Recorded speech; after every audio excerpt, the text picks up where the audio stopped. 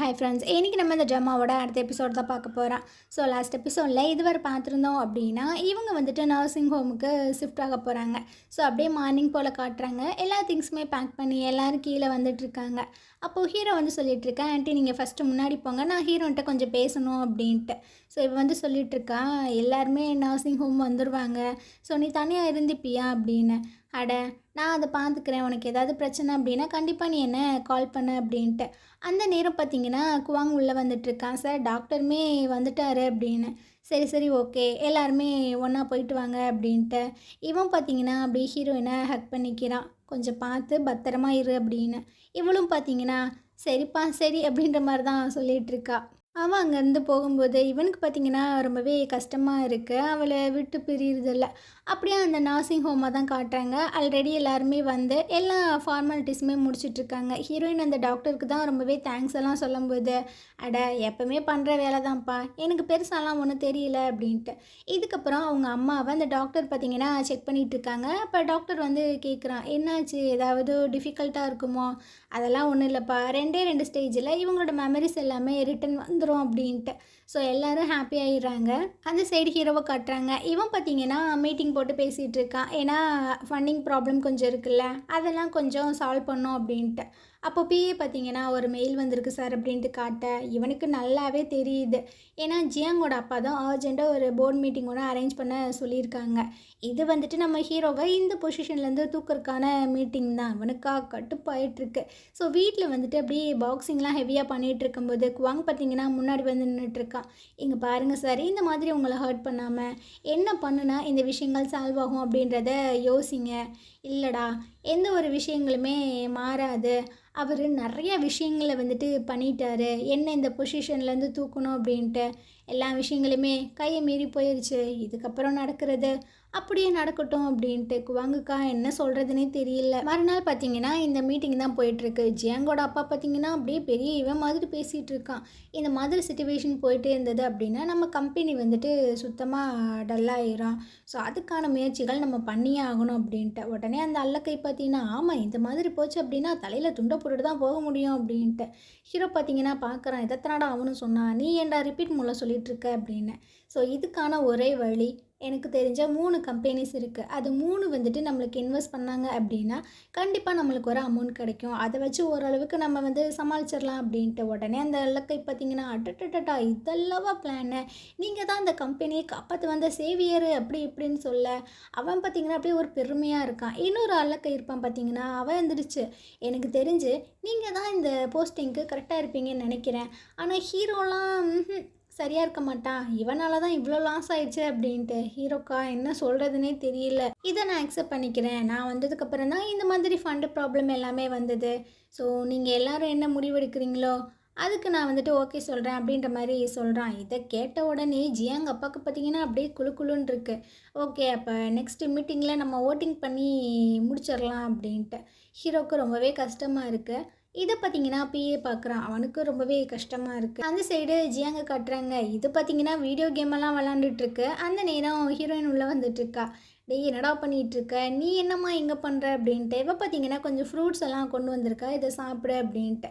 So அவனும் பார்த்தீங்கன்னா பயங்கரமாக சாப்பிட்டுட்ருக்கான். ஆமாம் உங்கள் அம்மா எப்படி இருக்காங்க? அதை கேட்டோன்னே அவன் மூஞ்சி பார்த்திங்கன்னா மாறிடுது.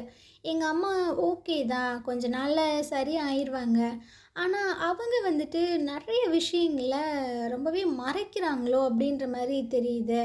அட எல்லாத்துக்குமே கொஞ்சம் கொஞ்சம் சீக்ரெட்ஸ் இருக்க தான் செய்யும், அதுக்கு என்ன பண்ண முடியும், ஒரு நாள் இல்லை ஒரு நாள் உங்கள் அம்மா எல்லா விஷயங்களுமே சொல்லிடுவாங்க, அதனால் நீ ஒன்றும் பெருசாக கவலைப்படாத அப்படின்ட்டு. இவன் பார்த்திங்கன்னா கொஞ்சம் ஆப்பிள் எல்லாத்தையுமே எடுத்து ஊட்டி விட்டுட்ருக்கான். இதுக்கப்புறம் ஜியாங்கோட அப்பாவை காட்டுறாங்க. அவர்கிட்ட இந்த அடியாள் இருக்கான்ல, அவன் பார்த்திங்கன்னா சில ரிப்போர்ட் எல்லாத்தையுமே கொண்டு வந்து கொடுத்துட்ருக்கான். அதாவது இவன் வந்து பென்லியோட பையன் கிடையாது, லின்னோட பையன்தான் அப்படின்றதுக்கான எல்லா டாக்குமெண்ட்ஸுமே ப்ராப்பராக வந்து இன்வெஸ்டிகேட் பண்ணி கொண்டு வந்து கொடுத்துருக்கான். ஸோ இவர் பார்த்திங்கன்னா இத்தாண்ட ஜாக்பாட்டு, இந்த மொத்த எவிடன்ஸுமே சோஷியல் மீடியாவில் ரிலீஸ் பண்ணி விட்டுரு, இதுக்கப்புறம் அவனோட மூக்கை உடச்சி நான் என்ன பண்ணுறேன்னு மட்டும் பாரு அப்படின்ட்டு பயங்கரமாக அவன் வந்து சொல்லிகிட்டு இருக்கான். உடனே நான் அதை பண்ணுறேன் அப்படின்னா அந்த அடியால் பார்த்தீங்கன்னா அங்கேருந்து போயிட்டுருக்கான். மாட்டினடாம் அவனை, எவ்வளோ குடைச்சல் எனக்கு கொடுத்த அப்படின்ட்டு. இவன் பார்த்தீங்கன்னா அப்படியே சிரிச்சிட்ருக்கான். அந்த சைடு ஹீரோயினோட அம்மாவை காட்டுறாங்க. அவங்க நல்லா தூங்கிட்டு இருக்காங்க. பக்கத்தில் தான் ஹீரோயினுமே தூங்கிட்டு இருக்கா. இவங்க டக்குன்னு முழிச்சு பார்க்குறாங்க. அப்படி சுற்றி பார்க்குறாங்க. என்ன இடம் இது அப்படின்னு. ஹீரோயினை பார்த்தோன்னே, அட என்னோட பொண்ணு அப்படின்ட்டு கையை பார்த்தீங்கன்னா அவளோட தலையில் வச்சிட்ருக்காங்க. இது எல்லாமே என்னோட தப்பு தான். இதனால் நீ ரொம்பவே கஷ்டப்பட்டிருக்க அப்படின்ட்டு. ஸோ இவங்களுக்கு பழைய விஷயங்கள் எல்லாமே ஞாபகம் வந்துருச்சா என்னன்றது தெரியல.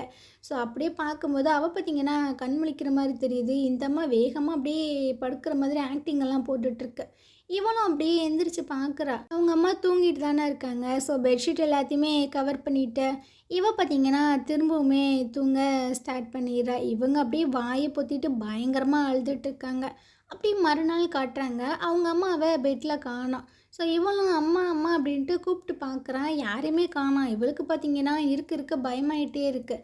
ஸோ எல்லா இடத்துலையுமே போய் பார்க்க பயம் அதிகமாகிட்டுருக்கு. அந்த சைட் பார்த்தீங்கன்னா கதவு திறந்து வேற கிடக்கு. ஆத்தாடி அம்மா எங்கே போனாங்க அப்படின்ட்டு இவளும் வெளியெல்லாம் வந்து கத்திகிட்ருக்கா. ஒரு நர்ஸ் வராங்க. அவங்கக்கிட்டலாம் கேட்டுட்ருக்கா, எங்கள் அம்மாவை பார்த்தீங்களா? இல்லையம்மா நான் பார்க்கல அப்படின்ட்டு. ஸோ அவள் வேகமாக அந்த ஸ்டெப்ஸில் ஓடி வர ஆப்போசிட்டில் பார்த்தீங்கன்னா அந்த டாக்டர் வரான். என்னாச்சு, ஏன் இப்படி கத்திட்டு வர? எங்கள் அம்மாவை திரும்பவும் காணோம். சரி சரி ஒன்றும் நீ பயப்படாத, நான் இந்த சைடு போய் பார்க்குறேன், நீ அங்கிட்டு போய் பாரு அப்படின்ட்டு 2 பேரும் பிரிஞ்சு பார்க்குறாங்க. அப்படியே அந்த சைடு கடலோரமாக காட்டுறாங்க. இந்த அம்மா பார்த்தீங்கன்னா அப்படியே பேயறிஞ்ச மாதிரி நடந்து வந்துட்டுருக்கு. எல்லாமே என்னோட பொண்ணாக பிறந்தது மட்டும்தான் நீ பண்ண தப்பு. உனக்கு எவ்வளோ கஷ்டங்கள் வந்திருக்கு. அது எல்லாத்துக்குமே காரணம் நான் மட்டும்தான். எல்லா விஷயங்களுமே எனக்கு ஞாபகம் வந்துருச்சு. ஆனால் அதை நான் எப்படி உங்ககிட்ட எக்ஸ்பிளைன் பண்ணுவேன்? என்னால் அது முடியாது. அதனால் நான் வந்துட்டு இங்கேருந்து போகிறேன். நான் அமைதியாக இருக்கணும்னு நினைக்கிறேன். என்னை மன்னிச்சிரு. நீ உன்னை நல்லபடியாக பார்த்துக்க அப்படின்னு. அந்த சைடு 2 ஜீவன்கள் பார்த்தீங்கன்னா பயங்கரமாக தேடுதுங்க. காலையே காணோம். ஜியாங் பார்த்தீங்கன்னா எதார்த்தமாக வெளியே வந்து பார்க்குறான். அங்கே அந்த ஆன்ட்டி பார்த்தீங்கன்னா அங்கிட்டு போயிட்டுருக்கு. இவன் என்ன நினச்சிக்கிறான், பீச்சை தான் இப்படி சுற்றி பார்க்குறாங்களோ அப்படின்ட்டு ஆன்ட்டி ஆன்ட்டின்னு கத்த. அப்போ தான் நல்லா பார்க்குறான். அந்தம்மா பார்த்தீங்கன்னா கடலை நோக்கி உள்ளே போயிட்டுருக்கு. ஆத்தாடி இவங்க என்ன கடலுக்குள்ளே இறங்குறாங்களே அப்படின்ட்டு இவன் பார்த்தீங்கன்னா அப்படியே அந்த படியிலலாம் இறங்கி வந்துட்டுருக்கான். காலில் வேற அடிபட்டிருக்கு. இருந்தாலும் பார்த்தீங்கன்னா அந்த காலை அப்படியே இழுத்து இழுத்து வந்துட்டுருக்கான். ஸோ இங்கிட்டு இந்த 2 ஜீவன்களையும் காட்டுறாங்க. டாக்டர் வந்து சொல்கிறான், நீ கண்டுபிடிச்சியா? இல்லை, எங்கே போனாங்கன்னு தெரில அப்படின்ட்டு. சரிவா நம்ம பீச் சைடு போய் பார்க்கலான்னு இவங்களும் அந்த சைடு வந்துட்டுருக்காங்க. இங்கிட்டு ஜியாங் பார்த்தீங்கன்னா அந்த அம்மாவை போட்டு பிடிச்சிட்ருக்கு. இல்லை ஆண்டி நீங்கள் போகக்கூடாது. இல்லை இல்லை நான் போகிறேன், என்னை விடு, நான் சாக போகிறேன், எனக்கு நிம்மதியே இல்லை அப்படின்ட்டு. அந்த இடத்துக்கு இவங்க 2 பேருமே வந்துடுறாங்க. ஸோ அந்த அம்மாவை பிடிச்சி அப்படியே கரைக்கு இழுத்துட்டு வந்துட்டுருக்காங்க. ஹீரோயின் பார்த்தீங்கன்னா அவங்க அம்மா ஹக் பண்ணி அழுதுட்டுருக்கா. ஏம்மா ஏம்மா இந்த மாதிரி பண்ணுறீங்க அப்படின்ட்டு. ஸோ கொஞ்சம் நேரம் கழித்து அவங்களுக்கு தண்ணியெல்லாம் எடுத்து கொடுத்துட்டு கேட்டுட்ருக்கா. உங்களுக்கு ஏதாவது ஞாபகம் வந்ததா, ஏதாவது சொல்லுங்கள் அப்படின்ற மாதிரி கேட்கும்போது இவங்க பார்த்தீங்கன்னா நீ என்ன கேட்டாலும் நான் சொல்ல போகிறது இல்லை, தயவு செஞ்சு கேட்காத அப்படின்ற மாதிரி சொல்லிடுறாங்க. இவளுக்கா என்ன பண்ணுறதுன்னு தெரில. அந்த டாக்டரை ஒரு மாதிரி பார்க்குறா. ஒரு நிமிஷம் வெளியே வா அப்படின்னு. அம்மா உங்களுக்கு பசிக்கும்ல, நான் போய் கொஞ்சம் ஃப்ரூட்ஸ் எல்லாம் எடுத்துகிட்டு வரேன் அப்படின்ட்டு இவ வெளியே வந்துட்டுருக்கா.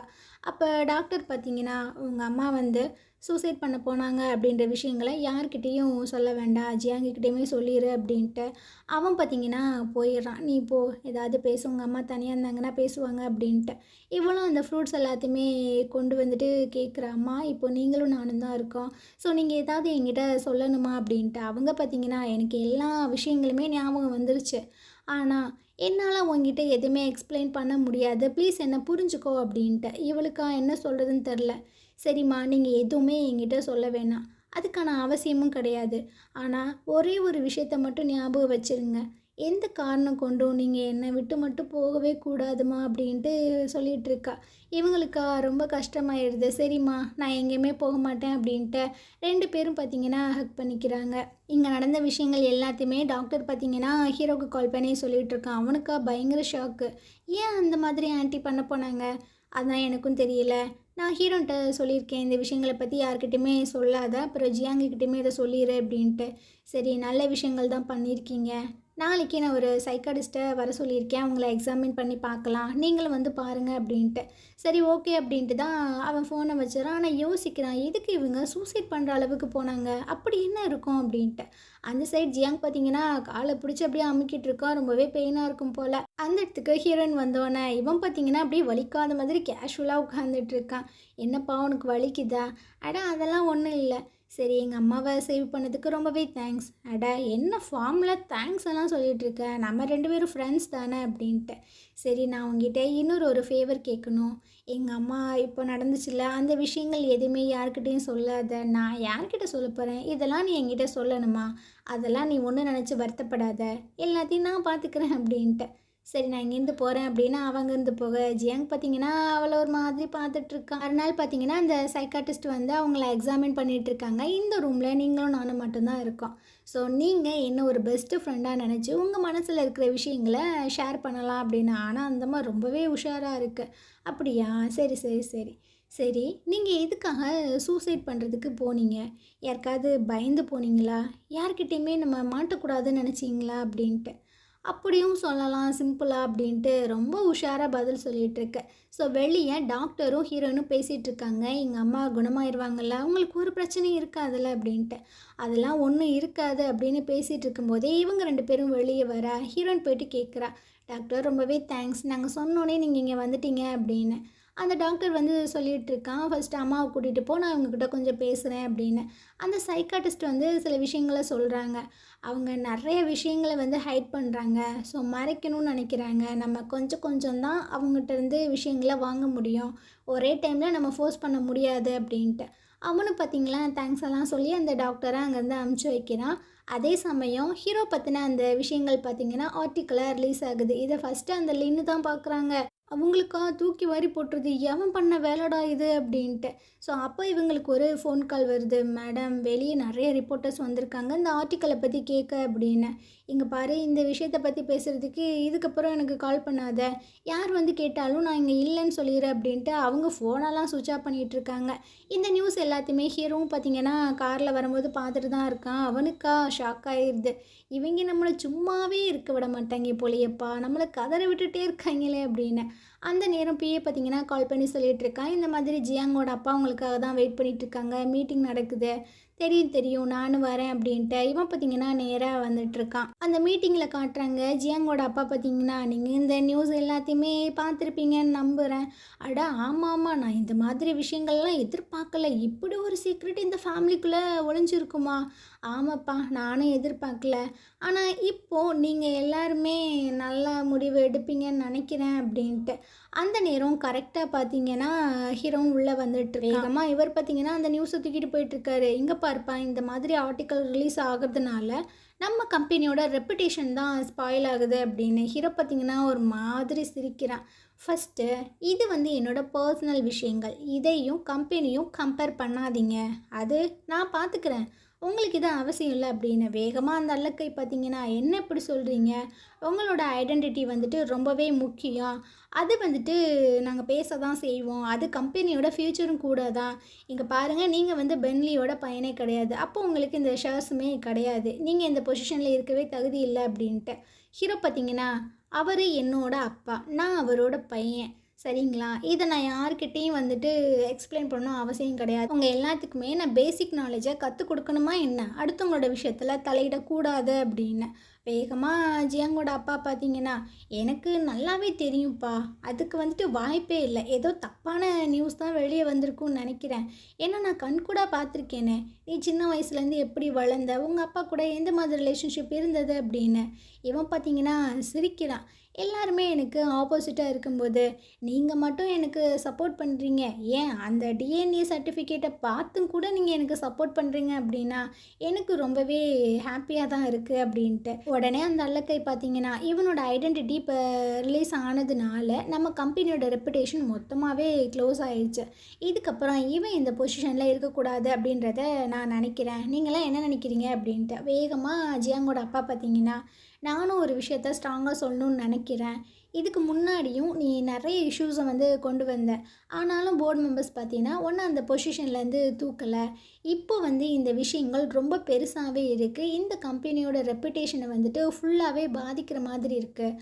அதனால் ஒரு வாய்ஸ் பிரசிடெண்ட்டாக நான் வந்து என்ன சொல்கிறேன் அப்படின்னா, நீ இதுக்கப்புறம் இந்த பொசிஷனை கண்டினியூ பண்ணக்கூடாது, இந்த பொசிஷனுமே நானே டேக் ஓவர் பண்ணிக்கிறேன் அப்படின்ட்டு. உடனே அந்த அல்லக்கை பார்த்தீங்கன்னா, நான் அக்ரி பண்ணுறேன்னு வரா. இங்கே பாருங்கள், no more agree no more objection, இது என்னோட ஆர்டர், அவ்வளோதான். நீ உன்னோட வீட்டுக்கு போயிரு. மற்ற ஃபார்மாலிட்டிஸ் எல்லாத்தையுமே பார்த்து முடிச்சிரு அப்படின்ட்டு அவனுங்க மீட்டிங்கே முடிச்சு விட்டுட்டு போக ஹீரோக்கா என்ன பண்ணுறதுன்னு தெரில அப்படியே இடிஞ்சு போய் உட்கார்றான். பிஏக்கு பார்த்தீங்கன்னா ரொம்பவே கஷ்டமாக இருக்குது இந்த மாதிரி ஒரு சுச்சுவேஷனில் ஹீரோவை பார்க்கும்போது. ஸோ ரொம்பவே சோகமாக வெளியே வந்துட்டுருக்கானா, லிஃப்ட்டை ஓப்பன் பண்ண போகிறான். அப்போ பார்த்தீங்கன்னா வைட்டி பார்க்குறா, ஐயோ ரொம்பவே சோகமாக போகிறானே, ஏதாவது போய் பேசுவோன்ட்டு வரா. அப்போ பார்த்தீங்கன்னா பிஏ வந்துடுறானா, அவனை பார்த்தோன்னா இவ தெரிச்சு ஓடிட்டுருக்கா. பிஏ சொல்லிகிட்ருக்கான், சார் நான் உங்களை வீடு வரைக்கும் கொண்டு வந்து விடுறேன் அப்படின்ட்டு. அவன் பார்த்தீங்கன்னா ரொம்பவே தேங்க்ஸ் அப்படின்ற மாதிரி சொல்லிவிட்டு 2 பேரும் லிஃப்ட்டில் போயிட்டுருக்காங்க. இது எல்லாத்தையுமே அந்த ஒயிட்டியும் பார்த்துட்டு தான் இருக்கா. ஸோ இந்த இடத்துல இந்த எபிசோட் முடியுது. நாளைக்கு நம்ம அடுத்த எபிசோட் பார்க்கலாம். இந்த ட்ராமா உங்களுக்கு பிடிச்சிருந்தது அப்படின்னா கண்டிப்பாக நம்ம சேனலுக்கு சப்போர்ட் பண்ணுங்கள். தேங்க்யூ.